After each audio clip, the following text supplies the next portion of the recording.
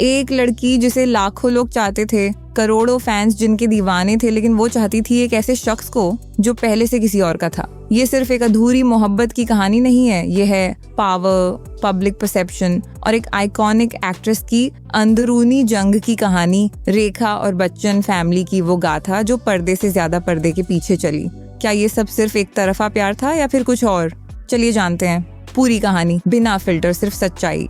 रेखा जी का करियर जितना शानदार रहा है, उनकी पर्सनल लाइफ उतनी ही जटिल। वो एक वक्त बॉलीवुड की सबसे ग्लैमरस और टैलेंटेड एक्ट्रेस थी, लेकिन उतनी ही कंट्रोवर्शियल भी। एंड इन सबसे ऊपर उनका बच्चन फैमिली के साथ रिश्ता, जो आज तक एक मिस्ट्री बना हुआ है। कहानी शुरू होती है 1976 से, जब दो अनजाने फिल्म की शूटिंग शुरू हुई। रेखा महज 21 साल की थी और अमिताभ बच्चन 33 के। अमिताभ पहले से शादीशुदा थे जया बच्चन से, जिनसे वो 1973 में शादी कर चुके थे।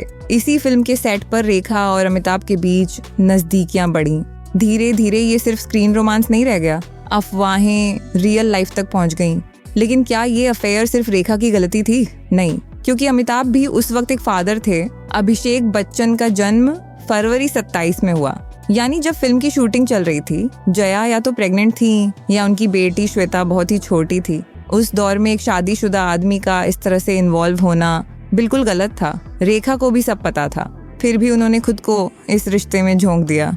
और बाद में जब बातें बिगड़ गईं, तो इंटरव्यूज में खुद को विक्टिम दिखाने की कोशिश भी की। कई लोगों का कहना है रेखा जी तो बस प्यार में थीं, पर सवाल ये है, क्या आप जानबूझकर एक मैरिड कपल के बीच में आते हैं? ये सिर्फ इमोशंस की बात नहीं थी, ये एक सोच समझकर किया गया इन्वॉल्वमेंट था। फिल्मी पार्टियों में रेखा खुलकर बात करती थी, इशारों में बच्चन फैमिली पर तंज कसती थी।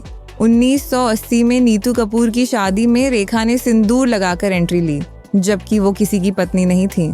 मीडिया में तूफान मच गया। क्या रेखा और अमिताभ ने चुपचाप शादी कर ली है? बाद में रेखा ने इसे फिल्म की शूटिंग से डायरेक्ट आना बताया, लेकिन उस वक्त का माहौल जानने वाले कहते हैं ये सब जानबूझकर किया गया था। अगर किसी के साथ इस पूरे मामले में सबसे ज्यादा अन्याय हुआ तो वो थी जया बच्चन। एक प्रेग्नेंट औरत जो अपने परिवार को संभाल रही थी, उसको पब्लिकली ह्यूमिलिएट किया गया। कोई और औरत बार बार आपके पति के बारे में इंटरव्यूज में बात करे, इशारों में कहानियां सुनाए, ये किसी के लिए भी सहन करना आसान नहीं है। जया ने हमेशा अपने परिवार को प्रायोरिटी दी। वो चाहती तो अलग हो सकती थी, लेकिन उन्होंने वो फैसला नहीं लिया। क्यों? क्योंकि वो दौर अलग था, समाज, फैमिली और बच्चों का प्रेशर था। रेखा की शादी और एक और ट्रेजिक चैप्टर 1990 में रेखा की मुलाकात हुई मुकेश अग्रवाल से। दोनों ने शादी की, लेकिन कुछ ही महीनों में रिश्ता बिखर गया। मुकेश डिप्रेशन से जूझ रहे थे और शादी के कुछ महीनों बाद उन्होंने आत्महत्या कर ली। एक नोट में लिखा, किसी को दोष न दें। फिर भी मीडिया ने रेखा को विलन बना दिया। उन्हें कहा गया नेशनल वैम्प, मैन ईटर, ब्लैक विडो, जबकि हकीकत कहीं और थी। बॉलीवुड की हिपोक्रेसी मैरिड मर्द अफेयर करे, कोई सवाल नहीं। एक्ट्रेस किसी रिश्ते में इन्वॉल्व हो जाए तो उसी को टारगेट करो।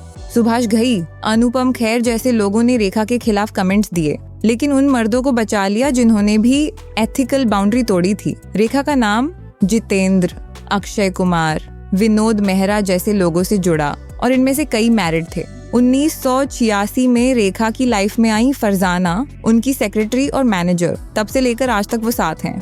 कई आर्टिकल्स में लिखा गया कि फरजाना सिर्फ एक फ्रेंड नहीं बल्कि एक लाइफ पार्टनर की तरह उनके साथ हैं। अगर ऐसा है तो इसमें कुछ भी गलत नहीं है। रेखा हमेशा से ओपन माइंडेड रही है और वो एक ऐसी औरत है जो अपने तरीके से जीना चाहती थी। रेखा की फ्री स्पिरिट मिसअंडरस्टूड या मिसयूज। रेखा जी ने कभी भी टिपिकल एक्ट्रेस वाली छवि अपनाने की कोशिश नहीं की। वो डोमिनेट नहीं होना चाहती थी, उन्हें अपने तरीके से जीना था, बोल्डली, फ्रीली। उनका कॉन्फिडेंस, उनका ड्रेसिंग, उनकी स्टाइल, सब चीजें अहेड ऑफ टाइम थी। लेकिन सोसाइटी तैयार नहीं थी। पर ये भी सच है, कई बार उन्होंने लाइमलाइट और अफेयर के जरिए खुद को सेंटर में बनाए रखा और ऐसा करते वक्त कई बार दूसरों की फीलिंग्स को भी नजरअंदाज किया। और आज भी जब रेखा किसी शो में जाती है तो अधूरी मोहब्बत, एक तरफा प्यार जैसे डायलॉग्स दोहराती हैं। वो शायद मूव ऑन कर चुकी हो, पर नरेटिव वही रहता है, मुझे मेरा प्यार नहीं मिला।